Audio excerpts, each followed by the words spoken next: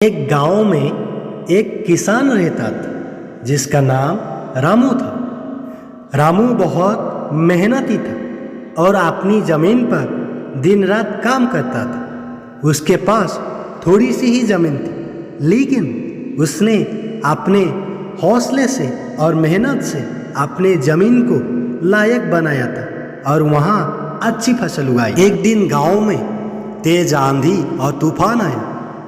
सभी किसानों की फसलें बर्बाद हो गई। रामू की फसल भी इस तूफान से नुकसान में आ गई। सभी किसान दुखी थे, लेकिन रामू ने हार नहीं मानी। उसने सोचा, मैं मेहनत से सब कुछ ठीक कर सकता हूँ। अगले दिन से ही रामू ने अपनी जमीन को फिर से सुधारना शुरू किया। उसने खुद के पास जो बचा था उसी से अपनी जमीन को फिर से बेहतर बनाया।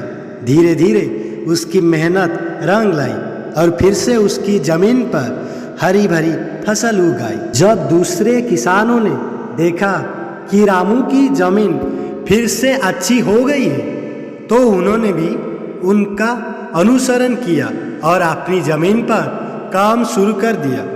रामू की हिम्मत और मेहनत ने पूरे गांव में किसानों को प्रेरणा दी।